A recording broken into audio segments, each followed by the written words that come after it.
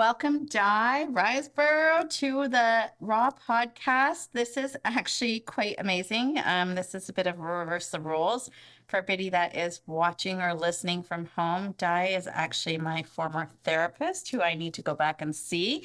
But she has helped me and so many of my friends. And you just hold this beautiful space. Like I tell my friends, you're like Mother Earth. You really are. You just feel hold. like Mother Earth. No, stop. You I just hold the space. I'm you- circular. You see that picture Yes. of Mother Earth holding the planet. But you do. You hold such. I'm just honored that you are sitting Thank here you. with me, and it is. I'm just excited to have a chat with you. And I'm going to start you off with the same question that I ask everybody: what does authenticity mean to you? I love that question. For me personally, authentic means just being myself. Um, and it goes back to just being the good, the bad, and the ugly. Um, Showing up as myself, walking my truth, walking, talk and walk, right? Not just talking. It's the same as I live my life and the way I work with my clients. Everything I ask them to do, I do it. Right. So it's not as if I read a book and say, go do this exercise. For me, that's authenticity. And it reminds me of about 20 odd years ago coming across a book by Raya Mountain Dreamer. It's called The Invitation. Okay. I was still living in South Africa at the time, and she wrote a poem called The Invitation. And there's a line in there that stuck with me ever since then. And it says, I want to know if you can be true to yourself with the risk of betraying another. Ooh, that's Pat. Can you say that again? I want to know if you can be true to yourself with the risk of betraying another. And for me, that hits home is like, are you, because the decisions we have to make in life are sometimes going to hurt other people. Are you being true to yourself or are you compromising? And so it doesn't mean you're just going to narcissistically walk around the world and just be about me. But it's that are you being true to yourself? Are you giving up something of yourself if you don't stay true to yourself? So that's for me is authentic.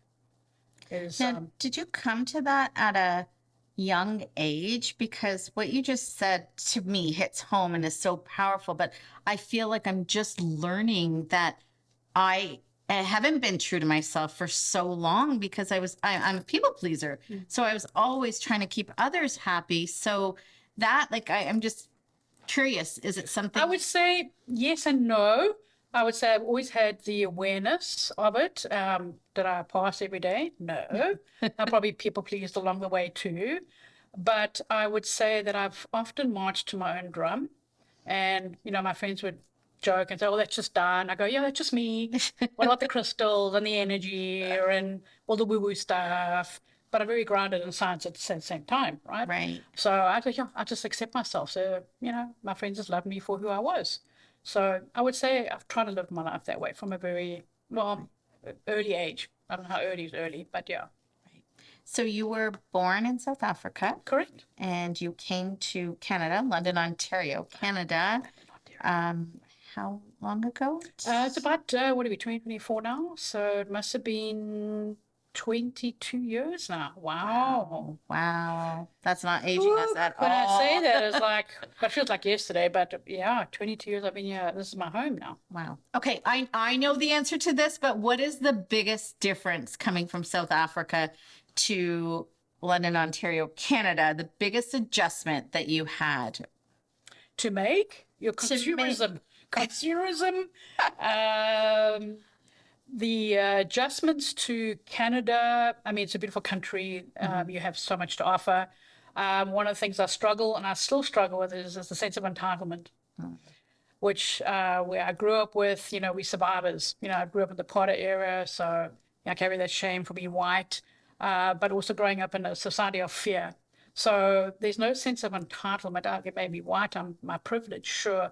But I would just say that we just survive or we get shit done. Oh, can I say shit? Yeah, you can say fuck, Yeah, you can yeah. say shit, you can say whatever. We get stuff done. We kind of mavericks. The one thing I struggled when I got here is like if I saw you on the side of the road at like 10 o'clock at night, I would stop and pull a rope and hit you to the nearest station. Right. Oh no, you can't do that here in Canada. And it's like, why? Like, why?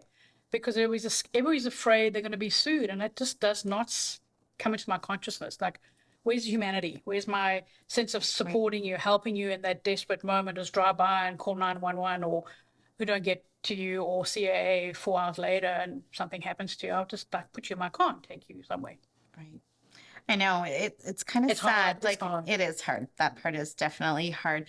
I also remember you stating that you found it difficult that you have to make an appointment to have tea with Oh someone. my Whereas goodness me. back home, you could just show Oh up yeah, at I just someone's showed up at my house. friend's house for a cup of tea. If they were there, great. The spontaneity is missing here. Yes. Whereas like, I remember getting here, it's like, let's have a coffee.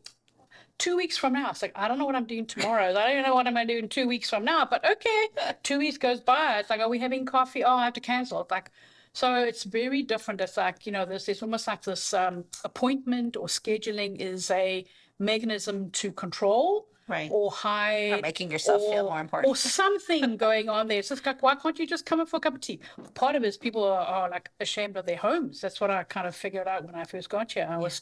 When I got here, I remember going to my therapist and going, is there something wrong with me? Because I went to somebody's house, they came inside of my car, they didn't let me in the house. It's like, what's wrong? Did I, So no, people live by their standards of the home and garden.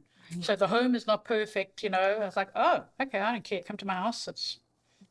It's a livable house. Yes. Okay, we're diving right in. I was going to ask you a bunch of questions to make you feel comfortable, but we're great at this. Oh my gosh, I forgot the question. What's sitting over there on the thing over there? Oh, I know, I had it in my brain and I was focused. And you touched on you going to see a therapist. I want to know how you chose your therapist. oh, that's a good question. It probably leads into my own work. So many years ago, 1995, my grandmother was murdered in South Africa. It was a very traumatic experience for myself and my family, and we didn't have social services. So there's no therapy, there's none of that going on. You just get on with life. Right. So people manage the way they manage. And for me, I just carry on with my work. A lot of rage, not to anger, because when you suppress your emotions, they actually bubble to something else. So the anger became rage. And so I just kept on suppressing and suppressing and suppressing. Got on with my life, moved to a whole new country, right? Alone, by myself, didn't know anyone, didn't have any job, didn't have anywhere to live. Hello, Canada, I'm here. And I remember being at a workshop and we were doing something, I can't remember what the workshop was. And I just started bawling, crying. And it was probably the first time I let people in public, let alone even the family, see me cry. Because I would never cry in front of people. I'd always go off to a little room and have a little sob over there. Mm-hmm. And I just couldn't stop crying. This little card came across. And so I looked at it. So it was like, took me about maybe 2-3 months. And then I made the call and I made the appointment. Because I need something specific that a therapist that understands my way of thinking. I'm very spiritual in that perspective, and if I speak about a certain experience, they probably lock me up and put me in a room somewhere and throw the key and think, well, yeah. But luckily, I was able to find somebody that could listen to my story because it's a huge part of me. I can't be authentic. I can't shut it off. I can't just switch it off and pretend it doesn't exist. And so doing that is how I remember going to my first session. She had me admitting to 2 things in 15 minutes that I'd never admitted to anybody else. And I remember sitting in my car, I still see myself, I can still feel it in my body, sitting here with my hands on the steering wheel, go, oh shit, I'm screwed.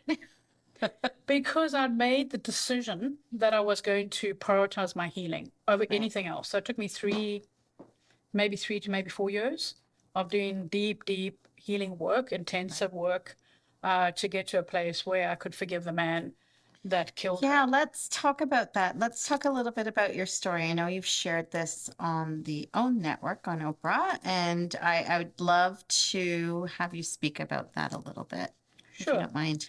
So yes, in 1995, my grandmother was murdered. We found out, of course, it was a very shocking experience, right? I mean, now I can talk about it. I still have a little emotions of the grief and the sadness, but I don't have the anger, or the rage that sits with me. But we found out that my uncle's ex-wife's son, so stepson, then in cahoots, we couldn't prove she was involved, but we know she was, decided they're going to kill her for some money. There was no real money. This is the life we live with, this illusion with social media, with all that kind of stuff. It doesn't exist. So she was brutally murdered and it destroyed our family, basically. And then a year later, we had to go sit in court and relive the whole thing. And my father was like my rock. He was 6 foot something. He was a strong presence. He'd walk in the room, you could just feel the energy go in. And seeing my father collapse at the, I still get really emotional about that. Seeing him collapse, and we had to give him a tranquilizer when he listened to how his grandmother was murdered. We had a great judge. We don't have a jury. We have a judge who, he's the same judge that took over that South African Olympian with the legs. Yeah, and the same prosecutor we had. So we had a great prosecutor and a great a judge, and then he was sentenced and his accomplice, and so that was done. And then I left South Africa, moved on with my life, right? And then when I started my work, I was working with my therapist at the time, and we did some intensive work. And she was a student of integral breath therapy. Okay. So, unbeknownst to myself, that I now teach this to professionals, which is hilarious because at the time I hated breath work, breathing. So we would do these things. And I remember at one session, I was breathing and breathing, and my intention was to let go, and I did a lot of work. And then there was this moment in my breath. I literally felt my heart explode with love. I could feel the anger, everything that was attached to this man dissipate. The story, the experience with the trauma, everything just, and there was just this, my whole body felt it. Like, okay, I felt I've forgiven him. Like I've got to that stage. Because, the mind forgives long before the body is too, right? And so when I talk about forgiveness, it's the physical and emotional response that's required to get to, for my idea of a true forgiveness. Otherwise, it still sits there. If you say you're forgiven and you get an emotional response, you haven't dealt with the emotions. Right. So, of course, the scientist in me is like, I'm going to check this out. I'm going back to South Africa. So I believe in something greater than ourselves. I said, okay, find me where he is. I have no idea where this guy is. So Google, internet on its little wise way, took me to the victims charter. I didn't know we had one. Took me to the prison where he was, emailed the warden, got an appointment, flew back, and I went and saw him. And I never forget that day. Even if I speak about it, I can just feel it in my body. I never forget that day. People say, all the questions. Like, I remember sitting in a coffee shop. I couldn't write anything down in the book. It wasn't about that. So I remember going in. He came in. The warden sat to the side. He sat across the room, literally probably a little further away. So we got talking quite a distance. Right. And then I eventually got up and sat right next to him, like I was sitting next to you. And I could feel no emotional charge coming off me. And I remember asking him a couple of questions. Was it worth it? Did he get what he wanted or needed? And had those kind of questions. And then I just told him how it affected us and how it destroyed my family. Because not only did I lose my grandmother, my father died at 53. My mother never recovered. Emotionally, she found her, psychologically, she never recovered. She died at 66. So I lost my parents at a very, very young age based on, I think, a lot of that trauma that they had to go through, right? And I remember him saying he was sorry. And I accepted that, and I just told them I'd forgiven him. And I asked him to forgive himself, and he said he couldn't do that. So that was most of our conversation. I can't remember most of it. Right. But I remember this piece. He got up, he wanted to know if he could give me something. So he left the room. So he'd taken up art and drawing and some woodwork, and he came back in and he had made this beautiful card, and it was a butterfly. And it said, "Thank you for coming to help me." And I turned to leave. And as I was about to turn to leave, I felt this urge to ask him if he wanted a hug. So I turned to him, and this is my step cousin, but I never grew up with him really, so I don't really know him. So I just turned to him and I said, "Can I give you a hug?" And he said, "Oh, I'm a bit hesitant." I said, "Okay." And then he said, "Okay." So then he came again. I just wrapped my arms around him. And even as I speak now, my heart just goes like this. And I just held him. And I whispered, "Forgive yourself." And he started crying. He sobbed. And I just had this unconditional love for somebody who had taken away somebody that I loved. And I can still feel it to this day. And for me, I think it was a moment of grace. I just loved this man. I could feel all this love. There was no anger. There was no sadness. There was no rage. It was just love. So I held him for as long as I could because, I'd leave eventually. So, and then I walked away and he said, "Thank you." And I got in my car and I had this joy. I was like, oh my God, this joy, which, when you go through something tragic, it's hard to find joy in certain moments. It's these glimmers of joy now and then, but it was full blast joy. It was like, oh, there's my joy. Because I used to do things before my grandmother, which after the murder, I just didn't find joy in those things anymore, right? And I came back. Where's he at now? Like, He's out now. Yeah, okay. So I think he got 25 years. So he got out, I think probably about 5 or 7 years ago, maybe. And it was funny, I got an email from really? him. It's like, hello, Di, you're probably the last person you want to hear from. But he just wanted to thank me for coming to see him. So I said, no, Facebook request. Right. So this is the thing about forgiveness when I talk to people. When you forgive somebody, it doesn't mean you need to reconcile.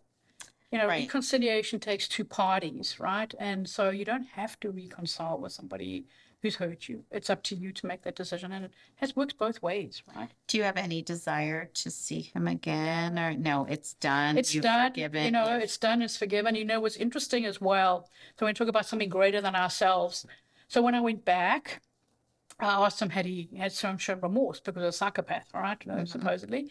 And the warden said, not really until just recently. And so I think we went back in sort of like January, February-ish, whatever it was. And so I said, oh, why, what happened? His mother died. Now, this is the interesting piece. I said, when did his mother die? He said, around about November. That was around about the time I was doing my last piece of work. And my heart just blew open. So the question I've always pondered on is, who released who? Interesting. Never will know, right? No. So, and she died of a heart attack, and what healed? My heart. That's why forgiveness is important, is letting go. Right?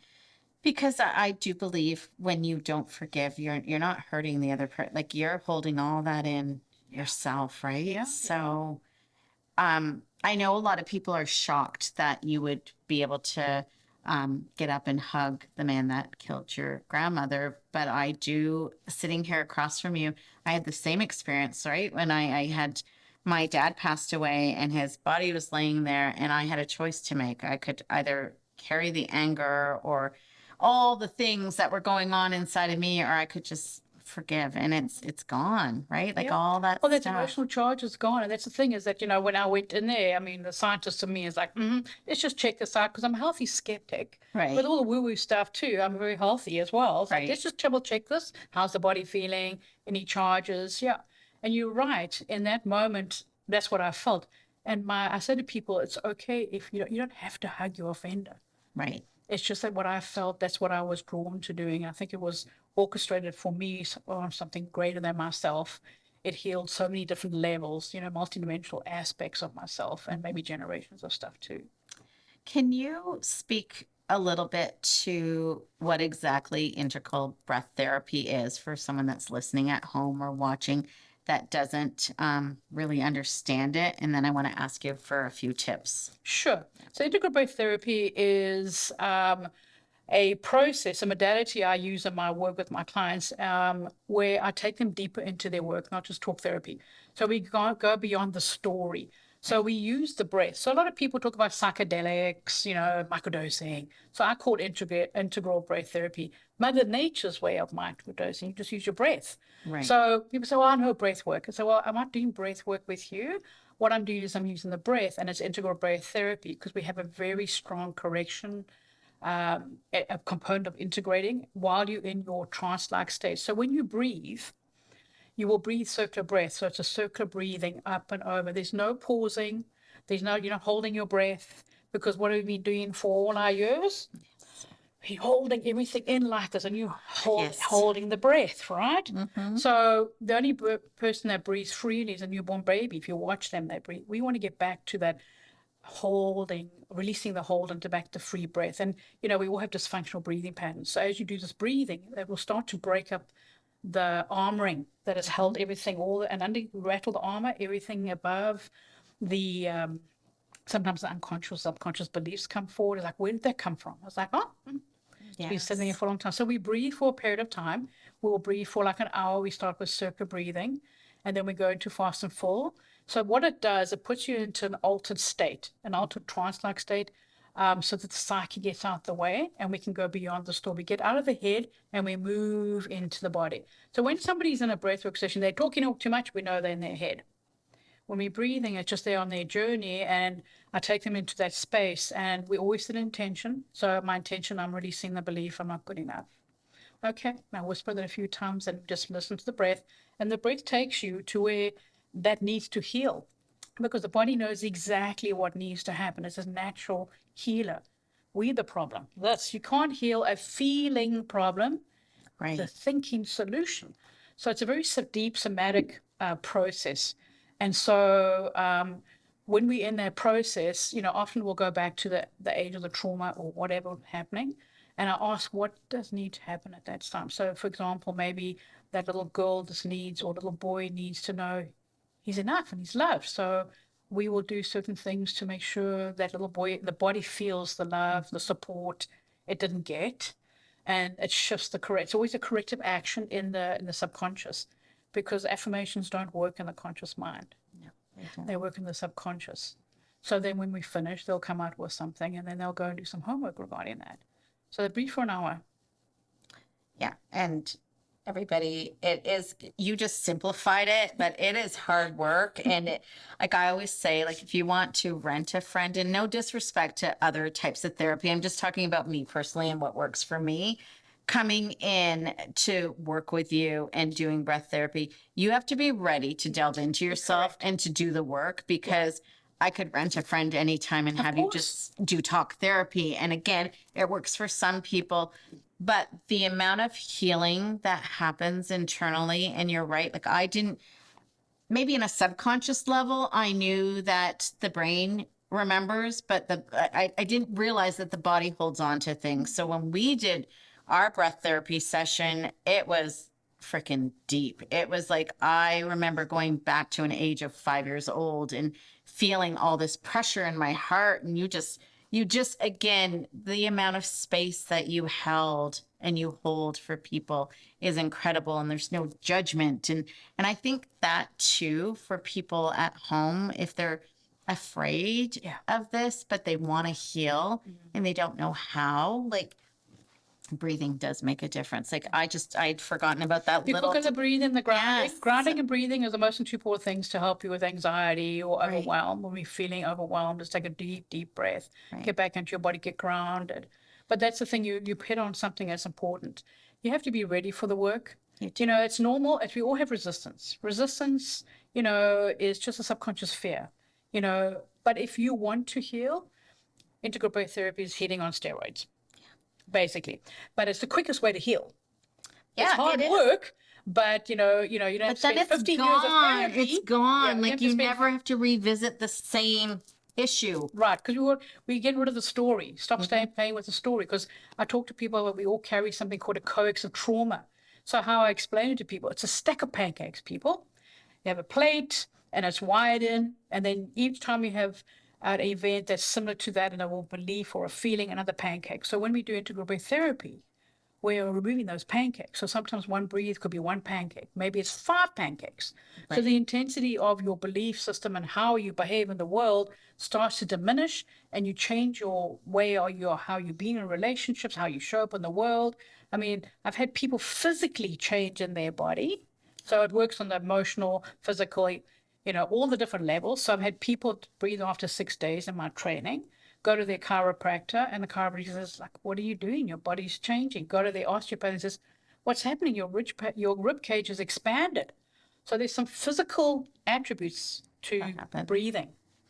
So when I had spoken about you being on the Raw podcast, I had a couple questions come in, and a few people, a younger girl had messaged saying that she suffers a lot with anxiety, and the way she deals with it is with food.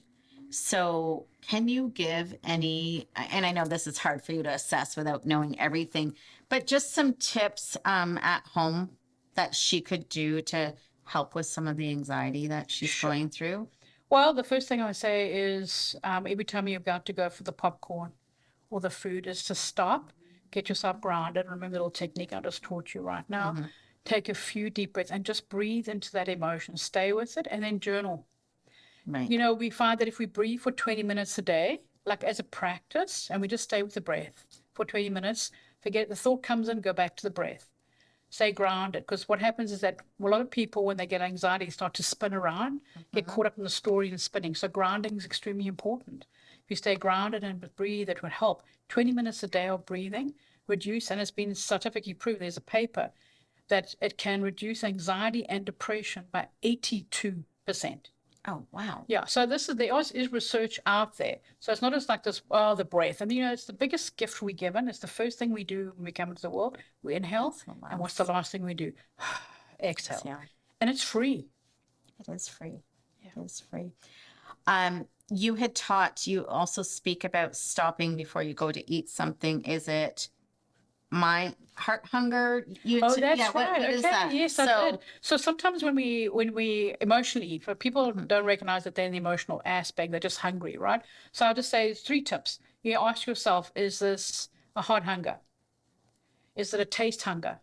Or is it real hunger? So, when you walk to the fridge and you're hungry and you open up, I don't know what I want. I feel like salty. I feel like, you open the fridge, nothing's going to work, right? And you grab something, it's like, it's not fulfilling. Right. It's more than likely going to be emotional, right? Mm-hmm. And then, so those are the 2 places to say, is this a heart? Am I emotional? The whole point is people are disconnected from their bodies. So they don't know what's going on inside them. So that's why they're emotional eating. They're suppressing the emotion instead of staying with it and going, okay, what is my emotion? What's my fear? If this young girl is eating out of fear, it's just to ask her to challenge her thinking as well. Is that she's breathing, say, well, where's the evidence for the story I'm telling myself? Right. Especially if it's an assumption. You know about assumptions, I know right? all about assumptions. I think too, we have conditioned ourselves that, okay, we've been running all day. We've had like a hard day and this is my reward. I'm going to sit down with this glass of wine because I deserve this glass of wine. Right. And it comes back to that whole story that we tell each other, tell ourselves. Right. That's true. It depends. I mean, there's nothing wrong with having a glass of wine if it's your reward, but if it's covering up something. Right. The loneliness or the avoidance or something. That's what I'd look at it. Oh, if it's a reward, it's fine. A glass of wine is once or twice in moderation, everything in moderation. But if you eat your whole popcorn, it's like, oh, where did it go? There's that unconscious eating. Right. We were going to, right? So we disconnected. So the more we connect with ourselves, if I can give her some advice, the more she connects with herself and what's really going on, what's that fear really about? Instead of just sitting with the fear. Right. Fear is not real necessarily unless somebody's chasing it on the road. Right. So I want to get to know Di a little bit better. Okay. So what is something that you would say, is there one thing that you struggle with? One thing I struggle with. Oh, okay. So I have a very strong driver. What I mean is my boss, I'm self-employed. Yeah. But I have a boss that is a bit of a bitch sometimes. She's a strong driver. She like packs my schedule. So sometimes I struggle with saying no. Not all the time. But because, I'm a recovered rescuer. Anybody in the mental health field would be a recovered rescuer. And a recovered perfectionist. Oh. Yeah, who knew? And I'm a recovered codependent. Yeah, I'm still well, we all that, codependent still. We still have that work to do. But I would say sometimes I struggle with my burnout. COVID didn't help me. Right. It was great. I supported the community, but there's only so much I can do. And when people ask, do you work evenings? Like, no, I just worked a 7-8 hour day. So, or even a 12-hour day or 10-hour day. So there's that aspect of me as I wish I could do more, but I can't. And so that's where the self-care comes into play, right? And I was just going to say, what do you do? Boundaries? Boundaries. Yes. Yeah, we all do about boundaries, right? Yeah, boundaries, establishing the boundaries. And, sometimes people email on weekends. I strive not to answer that email until Monday morning, unless it's an urgent situation. But yeah, boundaries on weekends, I'm not going to go to my email and set up an out of the office thing it's just that I won't answer on weekends, So that's something you struggle with, but it sounds like you've got the boundaries in place. Well, I strive to use the tool. So this is the key thing is, like I said, I walk my life based on everything I teach my clients. I do those same things. So if my boundaries are off a little bit, I go, what's going on here? Why are you letting somebody violate that boundary? What's going on? So it's a lot of self-awareness. And I think that's key for all of us, is to become consciously more aware about know thyself, know yourself, so you can question and readjust, realign, reassess. It was actually interesting because I came away from a leadership breath work, and my one thing was reassess, reset and realign. And you know, Jeff Brown. Yeah. He wrote that. He said, "That's a great title for a book, Di." I was like, "No, I'm not writing a book." But anyway, But you could. I could, but no. Okay. Do you struggle being just so aware, right? Like in your friendships, like I think I've asked you this before. Are you feeling the need to, like, can you just be their friend, or do you feel like you want to therapy them? Oh, that's a good question. I strive to just be their friend because I don't want to. I mean, my friends will come to me in pain, of course, like and there's a friendship. There's a balance between friendship and therapy. So the question is, you know, do you want me to just hold space for you? And I just hold space. And I've trained my friends. I guess that's the way we put it, because it's like, do I have the mental and emotional capacity to hear my friend at this moment, right? So they ask, do you have some time? And I go, check in. Yeah, I can speak to you. Yeah, because I have time, which is fine. Or whether I've had a really tough day, and if it's not urgent, can I call you tomorrow? So we have a good boundary with my friends in that respect. And no, like, I mean, things will happen in people's lives. They will grieve. They'll have a loss of a parent, and a child, a dog, an animal, whatever. And of course, I'm going to show up for them. Right? That's not necessarily in therapy. And I strive not to go down that road, but it's really hard at times, because it's a natural aspect of who I am. Right. And I try and stay out of it, because the thing is here, giving advice, unsolicited advice, is a violation of a boundary. I always say, did they ask for it? And they go, no. So then you just violated somebody's boundary. So I'll just wait for them to ask. Yeah, which would you like some feedback? I'll ask, would you like some feedback? Would you like me just to hold space? What would you like from me today? What do you want? How do you want this to go?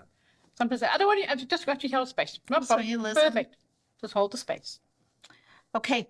Next question. If you could bring everyone that you have ever met in your whole entire life, dead or alive, into one room, into this room, and you were only allowed to look for one you could only go to one person, who would you go to and why?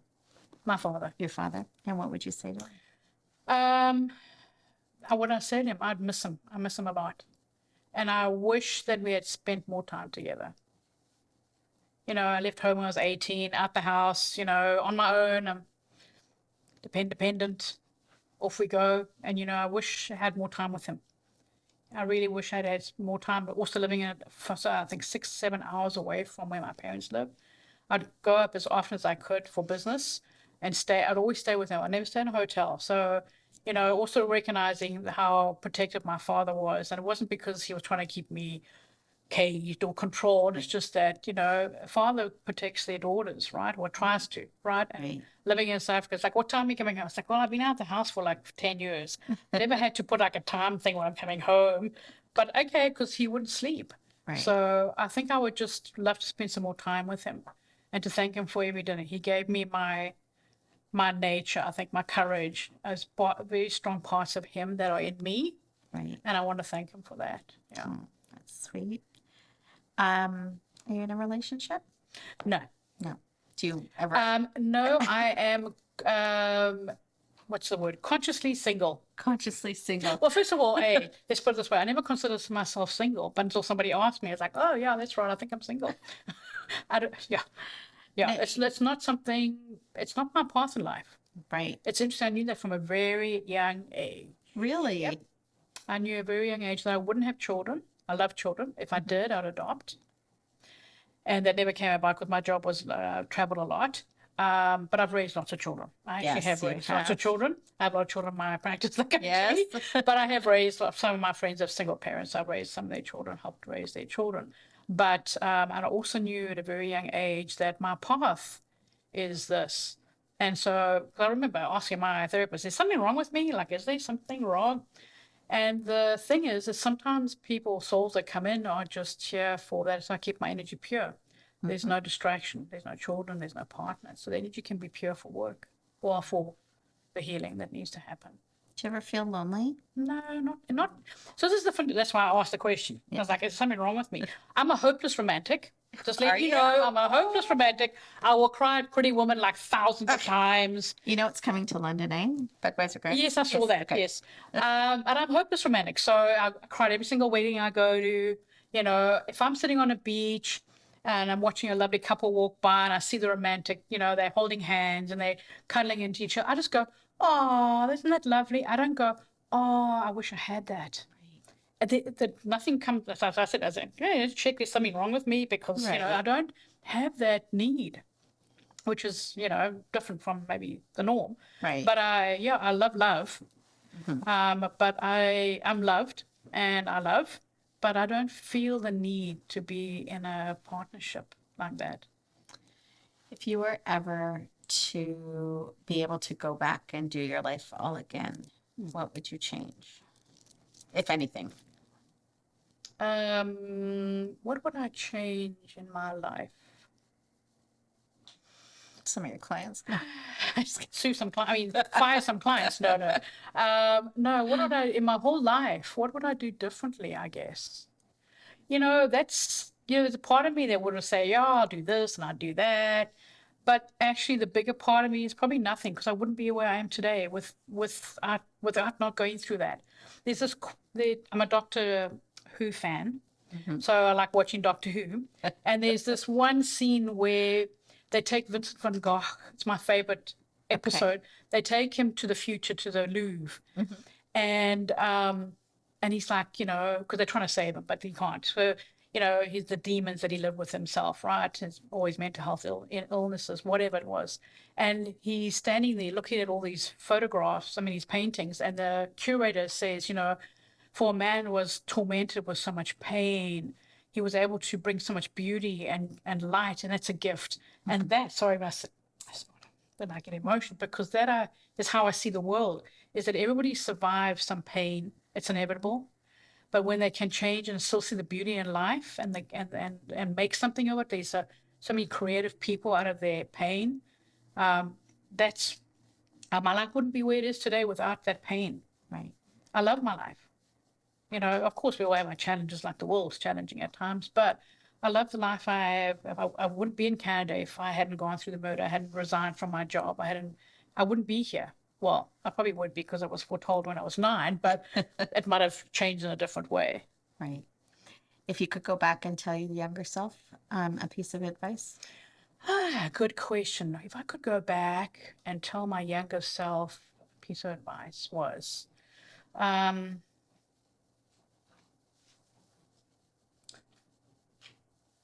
don't be as afraid. Because it's interesting because now I have more courage, but it was interesting. Younger, I'd be a bit more reserved at times, believe it or not. I was as quiet as a mouse. I was, who knew? They took me drama shows to get me out of my shell. But I'll probably say, don't be too afraid to shine because my light's always been strong. And there was a time that I felt that I had to dim it because it takes up the room. And so I just, to make everybody else feel better, that's the people-pleasing aspect, is like, no, just shine your light. And I did on some level, but it was never 100%. Maybe got to 80. So just get the full 20. So I do it sooner. Nice. Well, Di, it has been a pleasure having you. Let's get